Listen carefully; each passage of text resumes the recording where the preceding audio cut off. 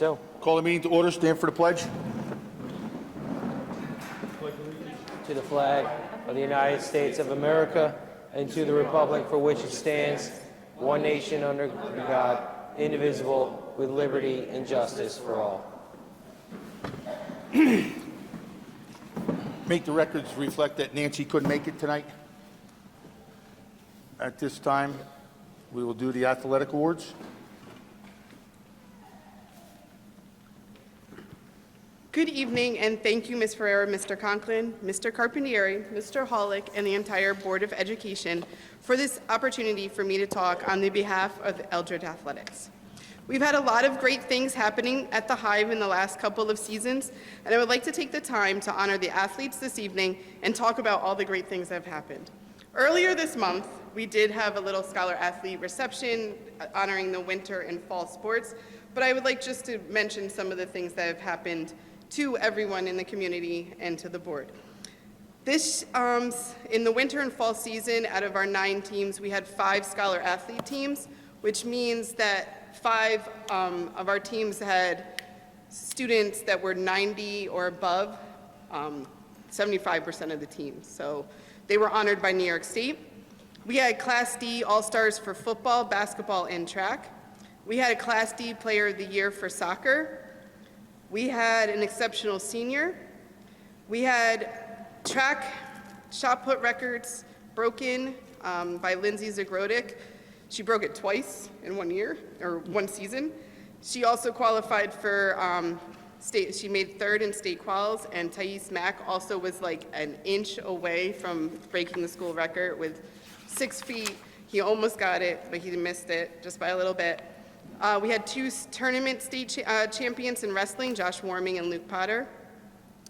We've also had over 100 kids sign up for spring sports this season. So that's almost half of our school, a little less than half of our schools signed up for spring sports. We've also have 4 athletes that have committed and are playing a sport after high school. And we'll honor them on March 9th, right here at 4:30, so you're more than welcome to come and celebrate them. But tonight, we would like to honor some of our very extra special athletes and teams. So first, I would like to honor the 6 athletes that took part in our 8th annual Special Olympics that took place in Middletown on April 13th. These athletes competed in basketball and soccer skills against other schools in Orange County. This is the first year that Eldred has ever been a part of it, so I was able to get them included, and I think they did an awesome job. And I would like to call up Dr. England to talk a little bit more about the Special Olympics.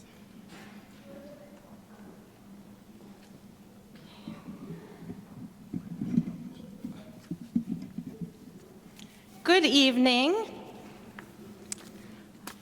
The staff that assisted at the Special Olympics and I would like to thank Coach Z for bringing the Special Olympics to Eldred. I am just ecstatic that I was trained to become a coach and to be a part of this event. It was a wonderful experience for everyone.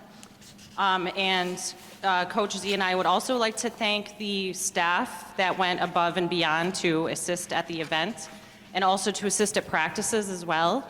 Mrs. Elsis, Miss Basti, and Miss Supa helped out a lot. Miss Basti and Mrs. Elsis helped out at some of the practices and also at the event. That was a very long day. And they assisted with transportation for one of our students as well. And Miss Supa was at the event all day. She assisted with students, and she was an excellent photographer. She took some really beautiful pictures. So we wanted to make sure that we thank them as well. And we also just want to thank our parents for allowing their students, for encouraging their children to participate in the event. We know that it did take some time. We had some practices, and just having them participate and be involved in this event, we know how difficult, it was more difficult for some students than it was for others, but the day ended up being, it was just a wonderful event. So, it was a long day, and, the staff and I really would just like to thank you for kind of working outside of what your typical schedule might be on the weekend, and we know that the day wasn't always easy at times. There was a lot of noises, lights, crowds, a lot of different things, different foods that the kids had to deal with. So we're just very happy that we were able to do it with much success. So without further ado, we would like to present certificates. The first one, so this child, this student, has excellent athletic ability and overall sportsmanship. Jackson Terwilliger.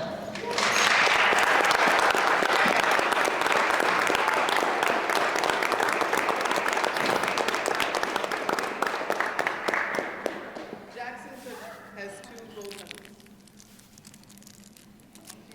All right. Thank you, Jackson. This next one goes to this student. He cheered his teammates on throughout all practices and the competitions, and he had an amazing amount of energy. Colton Diletto.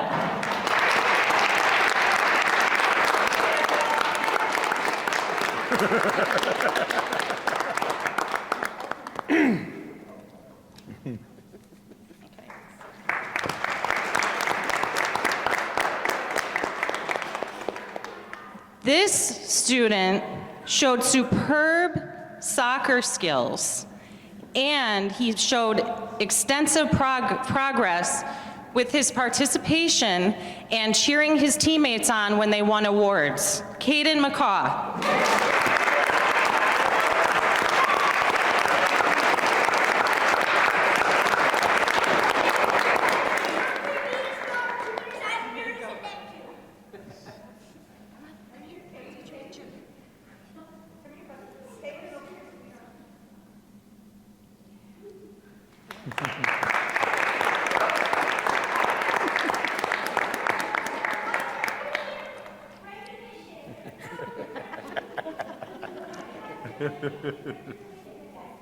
He's proud and happy.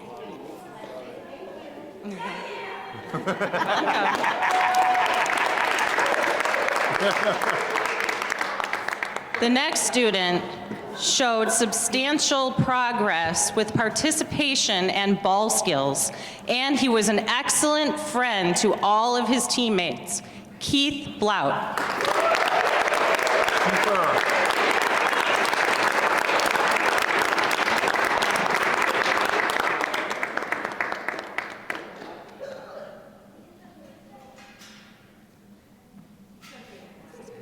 He's not in a hurry.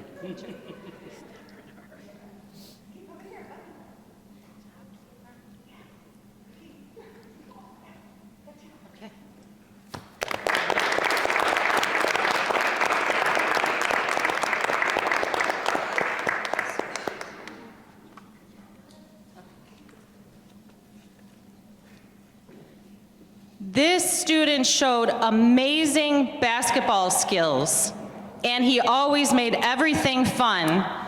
Jojo, otherwise known as Josiah Perez.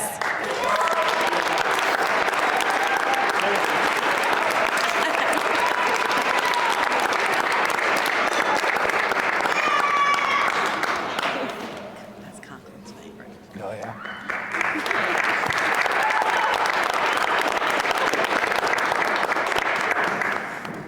I don't think our last student was able to make it, but we're still going to announce it anyways. This student showed wonderful motivation throughout practices and the event, and he was a kind friend. Brett Featherbay. Thank you.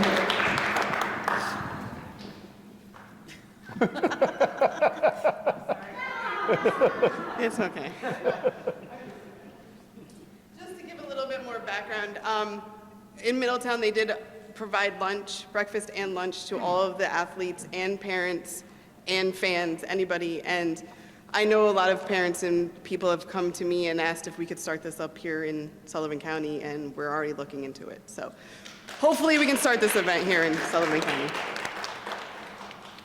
Second, if I could have the Can't Hurt Steel organization to come up, because we're going to honor 4 athletes for Student of the Month, or Athlete of the Month, I'm sorry. So the Can't Hurt Steel organization came to me during the winter season to meet up and discuss about starting an Athlete of the Month. They wanted to have athletes that may not be the star athlete, but also show perseverance, dedication, some teamwork, sportsmanship within their team. They sponsored gift cards to the Athletes of the Month and to be honored here tonight and hopefully every month. So we decided to do both JV athletes and modified athletes. So for March, we had, couldn't make it here tonight, which I knew. We had Austin Spanos. Austin hustled down the court and even helped his teammate that fell down while running down the court. He's always was there to give a high five to the teammates. So Austin Spanos is not here, but we'll just give him a round of applause.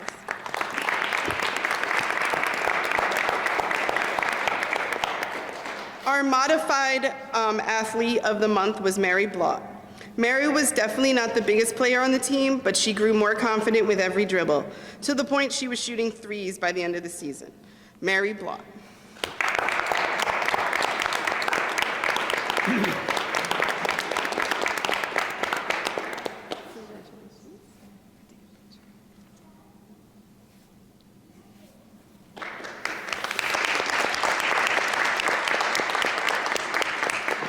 Our next two athletes are for the season of our month of April.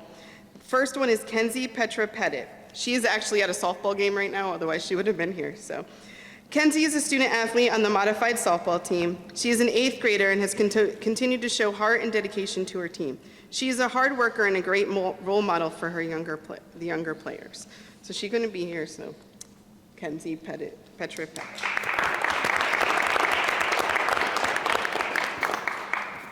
Our last athlete of the month is Luke Potter. Luke is a student athlete who always was working hard and dedicated to his teams. Luke was chosen for his kindness and willingness to help. Luke and other members helped me clean up many of the pine cones that were left on the baseball field before a game. So I asked for help. Him and a bunch of other athletes jumped out and helped me pick up so that the field looked its best. So Luke Potter. I feel really short. And lastly, I'd like to discuss the girls' varsity basketball team. This team did amazing things this season. They were one of the 5 of the Scholar Athlete teams.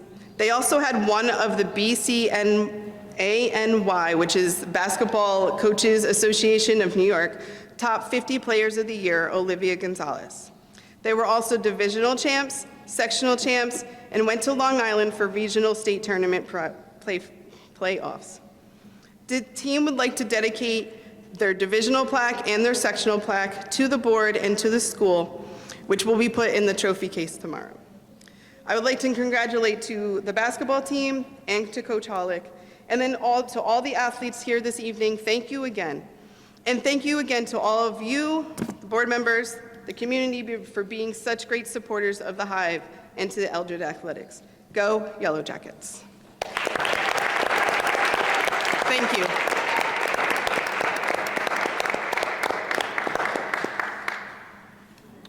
All right, congratulations to all. And when they say, why do you do this? It's a thankless job. This is why I do it. This is why we do it. This was great tonight to see all this, seriously. This was makes worth coming here. At this time, if you don't want to stay here and be bored with us, feel free to leave. Leave, you won't insult us.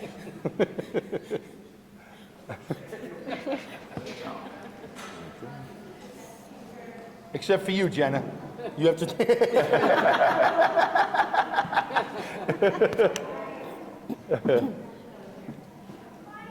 All right, at this time, Mr. Caleb. All right. You're up. You're the man of the hour. How do I even button this thing here? Don't bother. It's going to put somebody's eye out. It's gonna put someone's eye out. All right, trying to hide this wire. All right, so, yeah, I'm good. I just wanted to hide the wire and stuff, but it's not working. It's all over the place. The proposed budget for 24-25, on the good news, nothing changed. So the governor's proposal to cut didn't go through. Check. You want to use this? Let's see. That's not coming out. That's not coming out very well? No. Okay. No, that's okay. I can use the microphone. So the governor had proposed to get rid of something called the Save Harmless, which would have cut us by $600,000 this year and then $600,000 next year. That did not come into fruition. On the negative side, we didn't get any raise in state aid, so it ended up coming in flat. But on that end, the budget that we proposed to you in March didn't have to be modified in any way. That the circumstances ended up falling as we expected they would.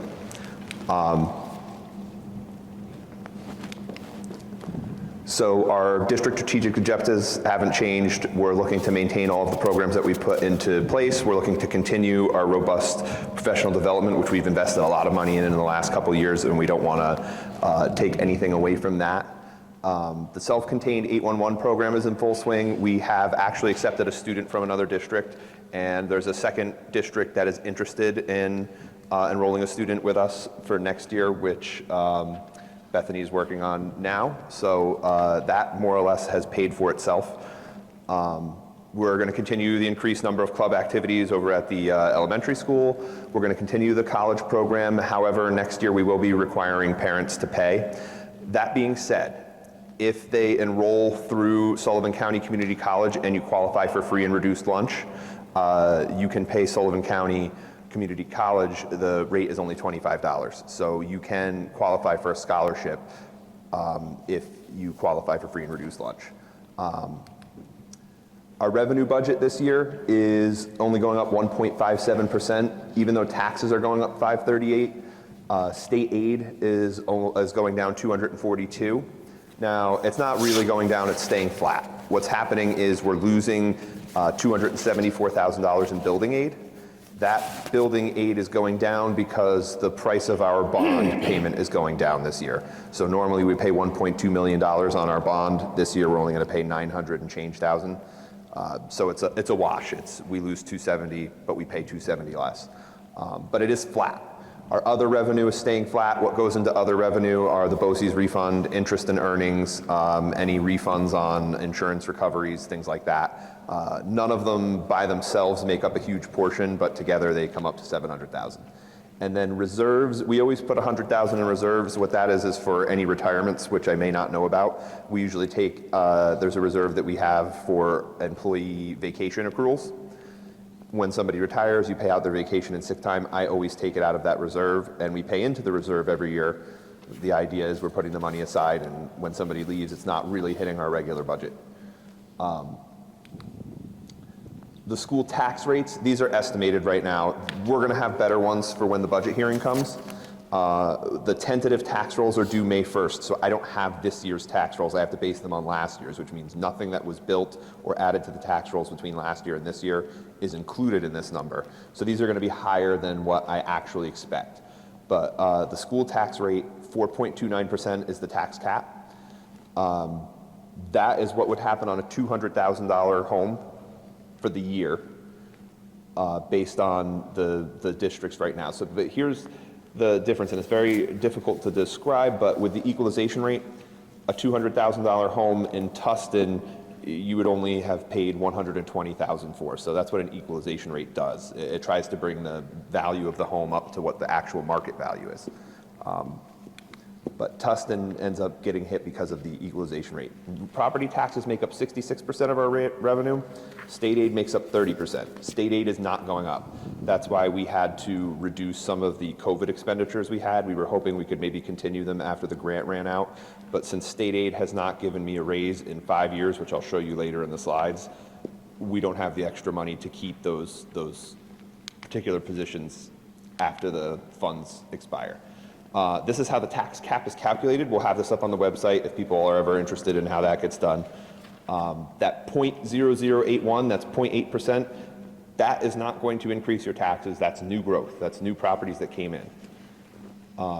Then the pilots are also not going to increase your taxes. So if you look there, we're losing a pilot.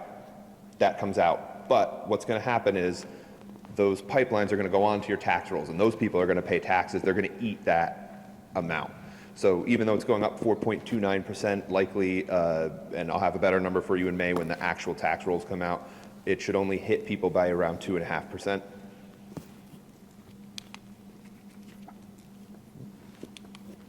The expenditure budget, general support is going up 3%, instruction is going up 3%, transportation should stay flat. Employee benefits, as always, are the biggest growing expenditure. That's common in just about every school district. That's your health insurance, your ERS is going up a lot this year. That is going up from an 11% to 14%. That's the amount that we pay in per dollar that somebody makes. Our debt is going down $321,000. We also paid off an energy performance contract.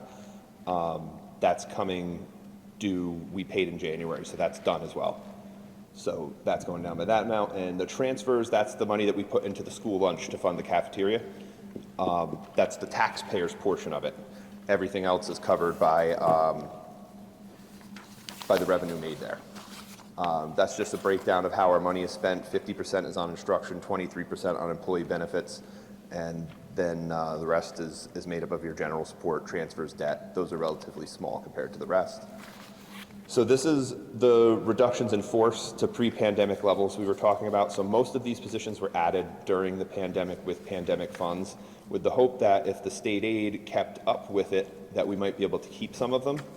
But since state aid has been flat for, again, 5 years straight, we've had to basically get rid of some of the positions that we had with COVID money. So that is a teaching assistant in the JSHS, 1 bus monitor, 3 part-time cafeteria monitors. They were added to do social distancing in the cafeteria. A maintenance worker, when I put attrition, that is not actually anybody that we're letting go in any way. They're just retiring and we're not replacing them. The same thing with a science teacher at the JSHS is retiring this year. We don't intend to replace. And then the tech support staff that was added during COVID to help with technical issues because we were doing all kinds of online learning, and 1 teacher's aide. Other cost savings we've been able to find was we were reducing the phone bills by $8,000. We renegotiated our HVAC maintenance contracts. We reduced our spending on equipment and supplies in that budget line as compared to last year, which you'll be able to see when you compare year to year. We are reducing our spend on professional development compared to last year, but it is still considerably higher than when we first began. So we are investing heavily in professional development still. We are currently reviewing other software and maintenance contracts for additional savings. So Jed and the rest of the admin team are going through every software that we currently purchase to make sure that there are no redundant softwares, and that each software is getting decent use, that it's not just being used by, say, 1 person. And we've also been able to save on out-of-district placement substantially by adding these 811 programs and with the special ed programs that we're doing right now. So we have 4 fewer out-of-district placements than we had just 2 years ago, which is giving us substantial savings. Then I just want to give you a quick update on the state aid outlook. They did pass a budget that maintained the hold harmless. They didn't provide any increase. Included in the budget was money to perform a study to update the foundation aid formula. The governor still hopes to remove the save harmless provision at some point, which, if that were to happen under the current circumstances, we will have to get back into our war room and there would be some cuts or increases, or combinations would probably be the best idea.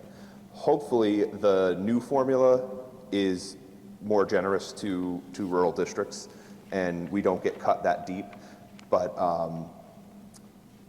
if it was $1.2 million, we would have some serious discussions about what to keep and what not to.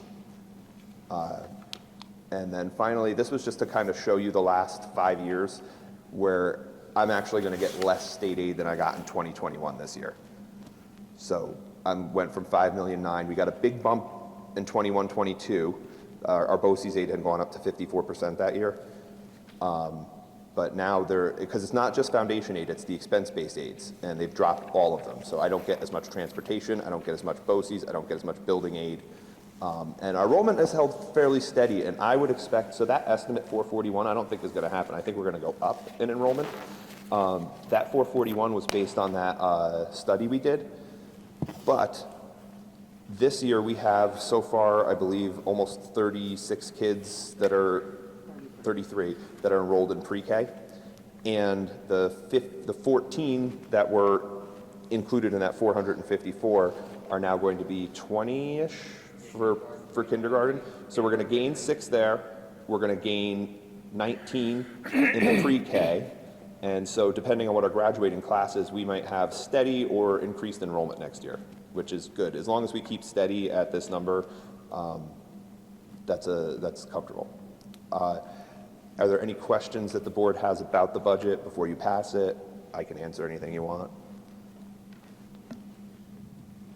No. Anybody?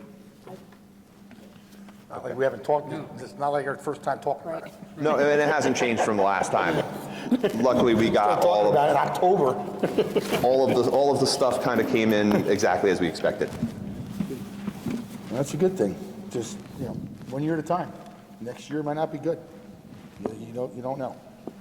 You don't know what Albany's going to do. This year was right up to the wire, right? Didn't know we were going to get our state aid or not. We got it on Friday night, was it? And we didn't get the raise that we normally do. No. So. No, we that's were all. hoping that we would, but it didn't end up happening. Unfortunately, all this stuff, it only hurts the kids when you think about it. Because when we have to do cuts, who's going to take the beating? The kids are. We're not. That's the sad thing. And that's how they don't look at it. I mean, the first thing you're going to go is probably sports. If you can't afford to do it. And kids, any kid like I did, I went to school to play sports. I kept my grades up so I could play sports. And it's sad. It's sad that that's what Albany's doing to us. But we just have to roll with it and see where we come out with it and do the best we can. Well, our legislators did fight for us, and They did. hopefully they continue to fight for us. They did. And that all works Actually, out. Ms. Ferrera and myself went to a meeting in Liberty, two months ago? We met with Senator and Assembly, and they said, don't take that to the bank yet. Let us do our Yeah. job. And they did. Kudos to them, they did. They did do it. But they said next year might be a different story. It's not going to happen. It's not going to continue to happen every year. So And that's the only reason I bring that up, is I just want to keep everybody prepared. don't want to be a shock to anybody. Prepare for the worst, hope for the best. Yeah. All right, so that brings us to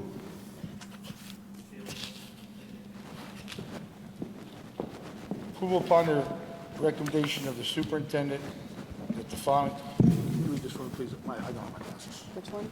This one right here. So approval of ballot authorization of budget, Proposition 1.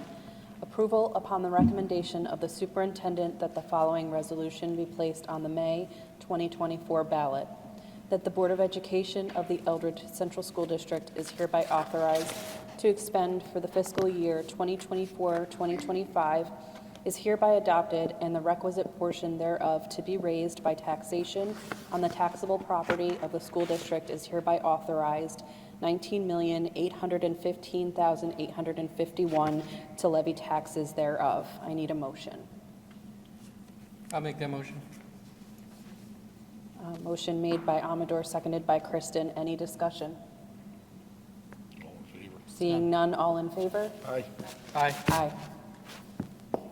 And the approval of ballot authorization of Sunshine Hall Free Library, Proposition 2.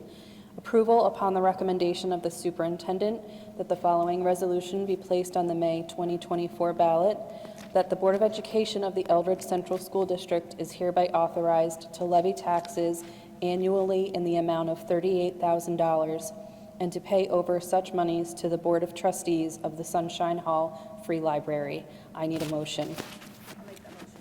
I'll second. Motion made by Kristen, seconded by Amador. Any discussion? Seeing none, all in favor? Aye. Aye. Motion's pass. Thank you, Stacy. Now we got one more. Oh, approval of the property tax report card. Approval upon the recommendation of the superintendent that the Board of Education of the Eldred Central School District approve the 2024-2025 property tax report card. I need a motion. I'll make that motion. I'll second it. Motion made by Amador, seconded by Scott. Any discussion?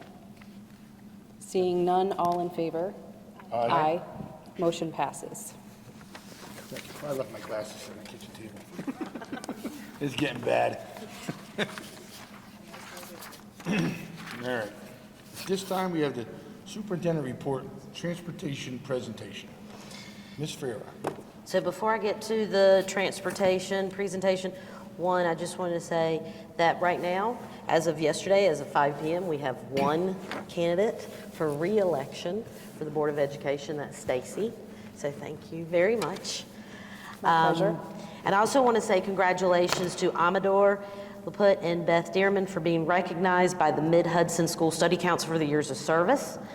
Amador is being recognized for his many years of service to the Board of Education. Beth is being recognized for her community service to our students, families, and teachers. The award ceremony will take place on May 8th in Fields, New York. That's in Rockland County. So we're going to celebrate all of their years of service. Also, just to keep you abreast, the BOCES budget last week was last Tuesday. It passed 6-2. Linda Berkowitz, Linda Fisk, and Tammy Shabodi were all elected to the SC Board of Education for next year. So I did put together, when we did our transportation study, where's the clicker, Jen? Caleb has the clicker. When we did the transportation study, there were a couple of things that he mentioned as far as improvements we could make, so I kind of put some of that stuff together. Now, just to give you a historical background, 2006, 2007, Eldred had 10 high school routes and 9 McKenzie routes. The reason there was a difference was one of the bus drivers for the high school was also our postal delivery person. So he could do the high school route, not do the elementary route. That's why it's odd. But we did have 618 students at that time. So then, as you can see, we dropped down to 9 routes, and by 1920, we were at 6 high school routes, 6 McKenzie routes. We also consolidated from 2 BOCES runs to 1 BOCES run. Now, yes, our enrollment has dropped, but our geographic region has not changed. Okay, we're still the same size. Currently, we cover 646 miles per day round trip between all of the runs. So it's a lot. So one of the proposals that the transportation study came up with was to knock down to 5 bus routes. So 5 bus routes for McKenzie, 5 bus routes for the high school. Now, right now, the average time that a high school student spends on the bus is 51 minutes, same as McKenzie. If we went to 5 bus routes, then the average bus run time for the high school would be 1 hour and 11 minutes. So it's an increase of basically 20 minutes. The shortest run would still be over an hour, and the longest run would be 75 minutes. For McKenzie, the average bus run time would be 69 minutes, so it's still an increase from 51 minutes. Shortest bus run would still be over an hour, and the longest bus run is 74 minutes. The number of students that would increase on 3 of the 5 high school bus runs would run up to 54 students. So we would fill more seats, we would have less buses. Now, this is just looking at current bus ridership that we have. It's not taking into account if somebody moves up onto State Route 55 or if somebody comes into Glen Spey or Berryville or anything. It's just looking at current ridership. Pros, there is some possible savings from needing 1 less regular bus driver. But the cons are students will have a longer bus ride to and from school. We would also adjust the start times for the high school and McKenzie because of the longer bus runs. There's also, elimination of, right now, if you are in the band chorus or if we have morning enrichment at the elementary school, they get on a bus here to go to the elementary school. Because of the number of kids that would be on the bus and having 1 less bus route, that might be eliminated just due to lack of space. So that is a con. Now, we also talked about if we did 1-tier busing. 1-tier busing is where you have pre-K through 12th graders riding the same bus. And we know we've done this in the past when we were on the same campus. So, then if we did that with having 2 different campuses, the number of bus routes would increase to 8, possibly 9 bus routes because of the number of riders also increasing. The average ridership per bus would be about 53.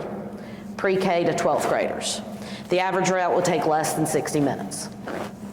Again, it just looks at current enrollment, it just looks at current ridership. Pros, siblings are on the same bus. For some parents, that would be wonderful. Same bus, 10-minute difference between dropping off here and the elementary school. Cons, younger students will be exposed to mature languages that the high school students are known to do. It does require additional bus drivers, possibly 2 to 3 more bus drivers. We would need to look at 2 additional buses because we need to have a spare and we need to have trip buses. We would also need to hire additional bus monitors because you got 4-year-olds traveling with possible 18-year-olds. New start and dismissal time for both schools, which could run into contractual issues. Again, looking at Mackenzie Band, the chorus, the morning enrichment possibly being eliminated due to lack of space. And then we also have to deal with contractual issues with the bus drivers. The other thing for this one, it would impact the Homestead students and their bus transportation. Currently, they're on the 6 routes that we have from Mackenzie. So those are 2 of the things, we talked about. Again, this doesn't have to be a decision, but I just wanted to bring it up publicly, from that transfer station study and then different things. I also have Melissa Mullers here. So do we have any questions that we can answer? I don't. So other than that, that concludes my report. Very good. Any questions for Ms. Friar? All good? Secondary principal report. All right, thank you. Can you hear me? All right, good. All right, so the third marking period ended on April 15th for us. All report cards were published on April 18th. A date for our third marking period student recognition assembly is going to be planned soon. Miss Angie over here is going to talk about SAD hosting a Save a Life tour, so I'm actually thinking May 3rd will be that student recognition assembly. We'll piggyback off of that and make it the whole day. Which brings me, May 4th is also our prom. So May 4th, Saturday, May 4th is also our prom. If you want to stop by for the promenade out front, very exciting stuff. I've never seen it before. It's the last year. It's pretty cool. So New York State testing, grades 7 and 8. Math was completed last week. Everything went very smoothly. I have to say we didn't have many opt-outs. I don't know about you, Mr. Carpentier. I think the abolishment of the opt-outs is here. I'm like, kids are, okay, I had too. So kids are taking, the test, so, which is great. We have English, which is Tuesday, April 30th, and Wednesday, May 1st, by our science written assessment, which is Tuesday, May 14th. Ms. Garrett has been meeting with all 9th through 11th graders to go over their schedule for the 24-25 school year. This should all be completed by the end of the month. And this aligns with kind of my goal and the school's goal of, creating a master schedule based off of student needs. So it's easy for her to meet with the students, see what course requests they have, and then go to the master schedule and come up with it from there. The junior senior high school is in the process of creating a mission statement for our Leader in Me initiative. And all stakeholders will have a say. A survey went out. This includes students, staff, and parents. Exciting stuff. Our announcement for our valedictorian salutatorian will be made very soon. We are still waiting on a couple things. I believe it's the VOTEC grades, but I think they might have came in this afternoon. So we'll be celebrating those 2 individuals with a quick celebration in the morning, as well as all the fun events that are planned as the months get to June and stuff. And then I want to mention the Breaking the Cycle assembly that we had April 11th. We really appreciate the organization Breaking the Cycle coming in and presenting to our students. There was 3 presenters who gave stories of hardship and how they overcame it and how they bounced back from that. And you got a free book at the end too from Breaking the Cycle, so can't beat that. But it was very powerful stuff. A lot of emotions were flying, but very important stuff for our kids to hear about and understand. So I really appreciate them coming. So. And that's it for me. Thank you. Any questions for Mr. Conklin from the board? No. All good? Student report. All right.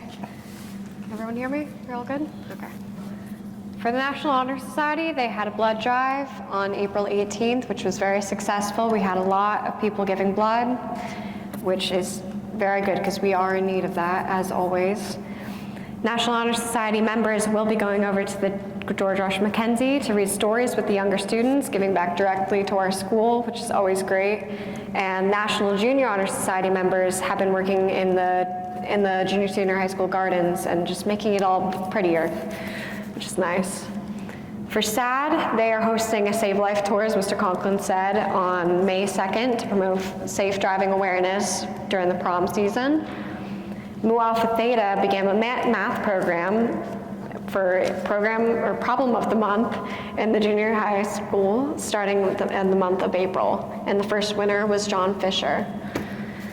Student Council is hosting prom, which will be May 4th at the Riverview Inn. Promenade starts at 4:30 p.m. and prom starts at 6 o'clock. So if any of you want to see it, 4:30 is the way to be here. And that's all I have. Thank you very much. Any questions from the board? None. All good? Mr. Carpentier. Thank you, Mr. Halleck. So at George Ross Mackenzie Elementary School, attendance continues to improve and increase every month since October, which is great. Currently, attendance, our daily rate is 93.28%. With our Leader in Me, we sent out our mission statement to our staff, students, and community members. We received over 400 votes on our new GRM Leader in Me mission statement. So those votes are still being tallied, but it's neck and neck between the two mission statements, but we're glad to get the input from both staff, students, or from everyone, staff, students, and the community.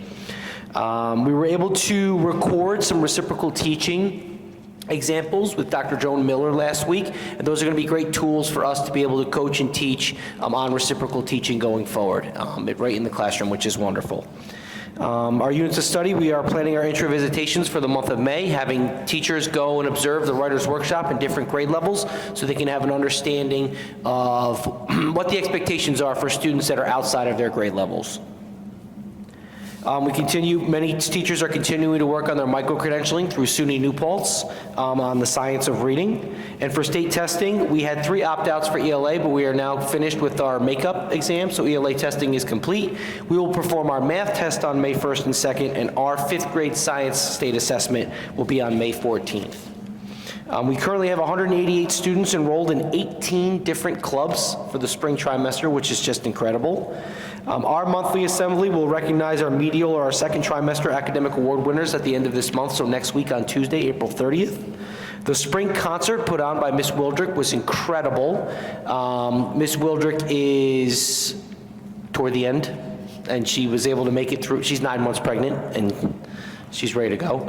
And she was able to make it through last week, and she did an incredible job with the 5th and 6th grade band. And we're excited to introduce Dax Soul, her lead replacement, who's going to be able to continue both lessons and general music for all students involved, which is going to be great.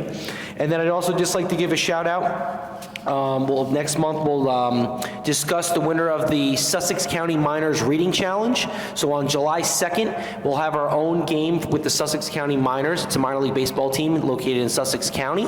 And one of our students will be able to throw out the first pitch due to the reading challenge that was put forward through our literacy coordinator, Ms. McKevich. So we're really excited about that. We've also logged 976 books for our countywide reading challenge. Unfortunately, or fortunately, I will not be getting pied because we did not reach our goal of 1,000 books. We came 24 books short, but there was a big run toward the end where we logged almost 200 books in about a week and a half. So next year we'll set an even loftier goal, and if I have to get pied, I will. And that concludes my report. Very good. Any questions from the board? None. Mr. Krebs. All right. Good evening, everyone.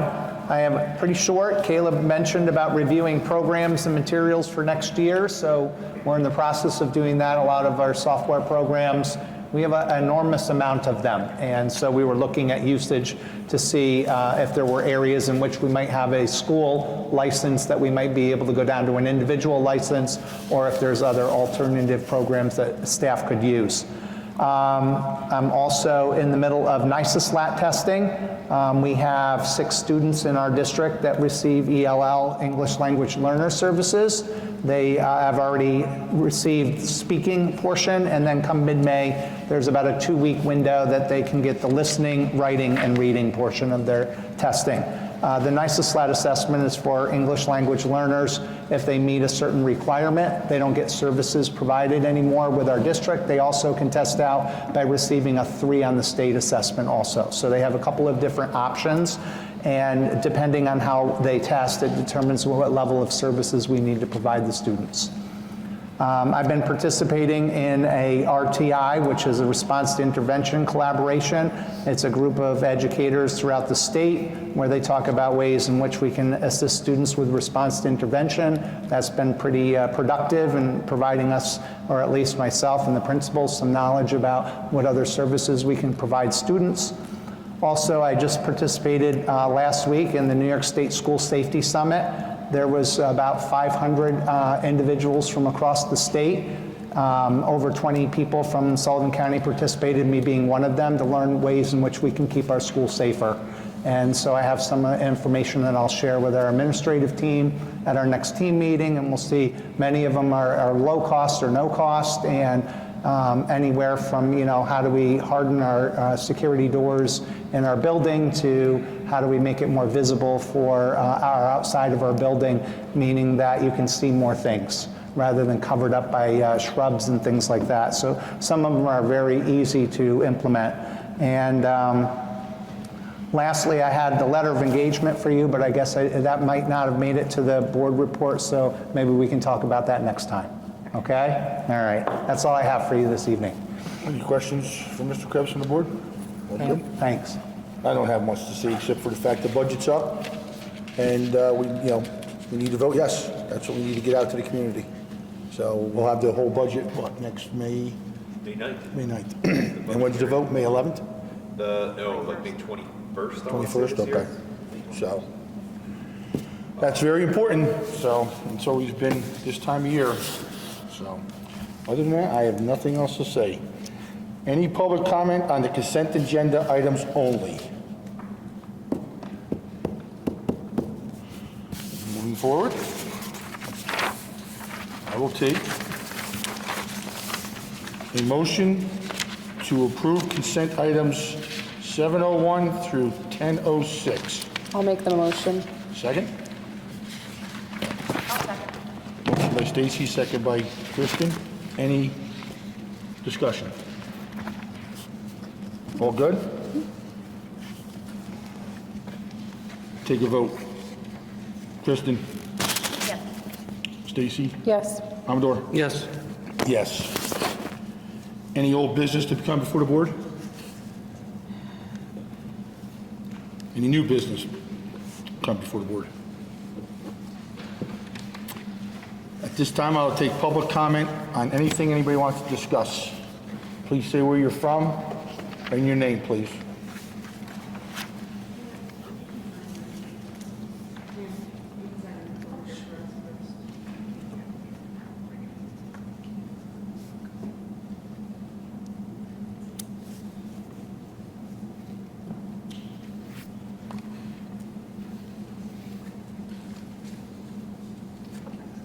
We keep it to 3 to 5 minutes. Oh, wow. I kept it down to 3. Good evening, thank you. My name is Rebecca Kreshkoff, and I live in Callicoon. I am a co-founder of Beyond Plastics, Sullivan County, and a public speaker on the subject of plastics. I recently learned that your district intends to install an artificial turf sports field. I'm here to urge you to reconsider because turf is not safe. The industry is completely unregulated. Turf exposes children to dangerous chemicals, and not just from the infill. The plastic grass itself also contains carcinogens, neurotoxicants, reproductive toxicants, and respiratory irritants. Young people are particularly vulnerable because their various body systems are still developing. Among the chemicals turf contains are PFAS, the forever chemicals we've been hearing so much about. 2 weeks ago, the EPA issued the first ever drinking water standard to protect communities from PFAS, which have been linked to many adverse health effects, like decreased fertility, increased risk of certain cancers, hormonal disruption, high cholesterol, liver damage, developmental disabilities, impaired immune function, and more. Every brand of artificial turf tested by independent researchers has been found to have PFAS in it. Athletes aren't the only ones affected. The entire community is exposed because runoff from the fields enters waterways, groundwater, and drinking water. One turf field sheds more than 200 pounds of micro and nanoplastics a year. These tiny fragments get into the environment and our bodies, where they continue to release toxic chemicals. You may have heard other concerns about turf, like its higher rate of foot and ankle injuries. And artificial turf is hot, both the surface itself and the air above it at head height. On an 80-degree day, turf fields can be up to 70 degrees hotter than natural grass, putting players at risk of severe burns, dehydration, and heat stress and heat stroke. Heat illness is the #1 cause of death and disability in high school athletes. Then there are turf burns, painful abrasions caused by skidding or sliding across artificial turf. Germs on the field can enter the body through these wounds. Artificial turf has been implicated in outbreaks of MRSA among athletic teams. Turf requires regular maintenance. Fields must be tested for hardness by a turf professional at least once a year to ensure they haven't become dangerous for players falling to the surface. Cornell's College of Agriculture and Life Sciences names 8 other maintenance tasks that must be conducted either monthly, weekly, or before or after each game. Turf fields need to be replaced every 8 to 10 years. Salespeople may claim turf can be recycled, but multi-layered plastic products are inherently unrecyclable, and it can cost more than $20,000 to landfill a field. In January of 2026, a new state law will go into effect that bans PFAS in carpets, specifically including turf. Since turf cannot be made without PFAS, when a field wears out 8 or 10 years from now, it will need to be replaced by natural grass. I urge you to install a well-designed grass field and to maintain it properly. It's the safer, more cost-effective choice for your kids and your community. And I apologize that I wasn't here when you started this whole process a couple of years ago. This really was the first I'd learned of it. If you'd like more information on the hazards of turf or PFAS, I'd be more than happy to help. Thank you. Any other public comment?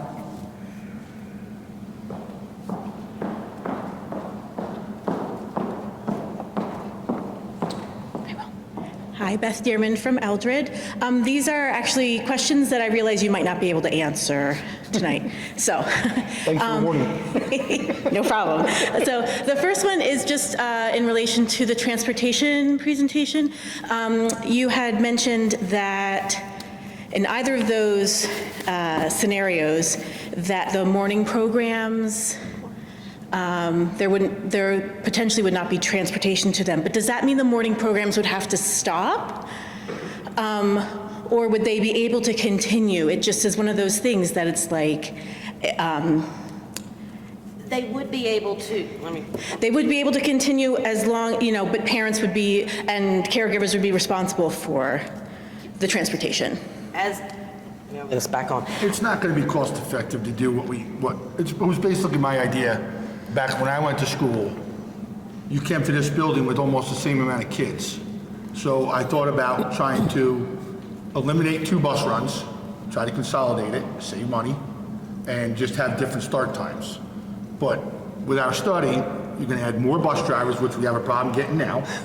And if we go to these electric buses that everybody wants to go to, that's going to cost $400,000 compared to Per bus. per bus. And compared to $135,000, $150,000, it's not going to be cost effective. So I'm pretty safe to say we're pretty much going to stay the way we've been. I just wanted to bring it up. So that means that's going to answer one of your questions. No, we won't cut any morning things. No. Well, and also because of music, the enrichment, chorus, any of that stuff is dear to me, and it becomes a real well-rounded student. I don't want to put that onus onto parents. Right. Because they got to get to work. Right. And we've had actually an increase at our band program at the elementary school because of the transportation. Well, I appreciate that you are keeping that in mind. Okay, I have one more. Is that okay? Okay, and again, you might not be able to answer this. I remember last month talk about the summer school program and that you were still trying to figure stuff out, and it was not going to be hosted here at the school. But within all of that, you know, we had this wonderful presentation tonight with the kids from, and there's all this talk about the 811 class.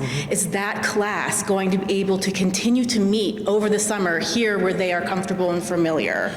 Caleb and I have been talking to Dr. England about that, also to Mr. Carpentieri. There's two things. One, we literally were waiting till Friday night when I texted Caleb and said, here's our state aid runs. Because I did not want to say yes, and then our state aid runs come in, we're like, no. So we were waiting, literally, I think I texted you at 9 o'clock Friday night. So that is, right now, we are talking about it. We can do it. The next step is, I have a meeting scheduled with our Milcon, who is doing the roof. And because I have to make sure that I can even have employees in this building, in the McKinsey building. So that's another variable. So we are working towards it, and then we will be able to make a decision very soon, because we know it's more cost effective than sending the kids out. I just needed the state to come in with the aid. Yes. Well, I'm just going to say, as a concerned and involved community member, I am very, very hopeful that we will be able to host an 811 classroom over the summer. Just saying. Thank you. Any other public comment? Come on up.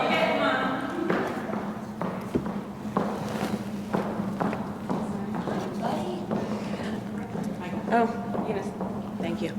Margaret Blau, lives in Berryville. It's just not really a question, just more of a comment, and I'm going to try not to cry.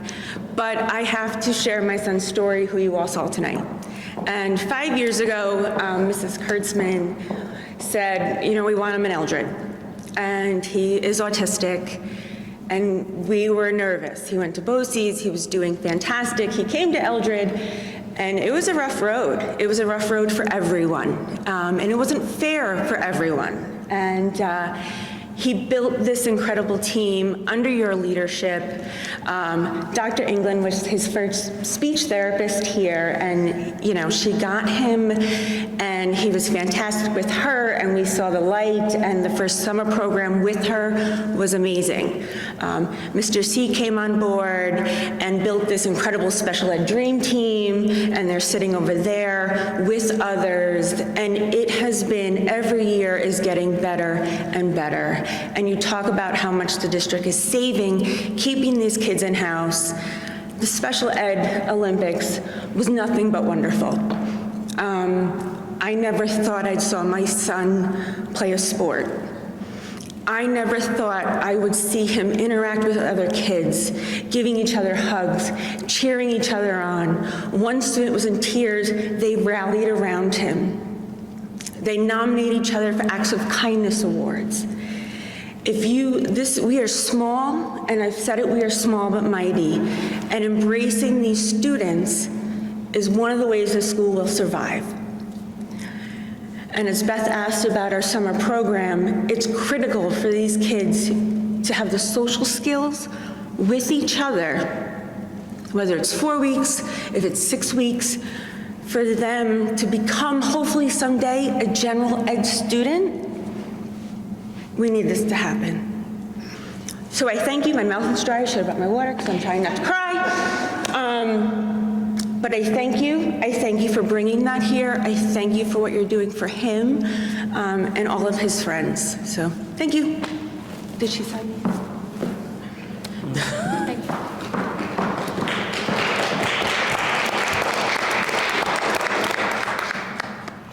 Any more? All good? All right. At this time, I'll take a motion to enter an executive session for discipline and some litigation possibly. I'll make the motion. I'll second. Motion by Stacy, second by Kristen. All in favor? Aye. Aye. Aye. Our next meeting, Read that for me, please. Our next meeting will be held Thursday, May 9th, here at the Junior Senior High School at 6. This is going to be the budget hearing and regular meeting, and there is not going to be a meet the candidate introduction. That's me, prior to the board. Oh, there's gonna be. You got 30 minutes to fill. Okay. I will fill every second. I got a phone call tonight running out of the house. My granddaughter twisted her ankle out here, so I was on my way down and I left my glasses home. It's not broke, but it's severely sprained. So, everybody have a good night.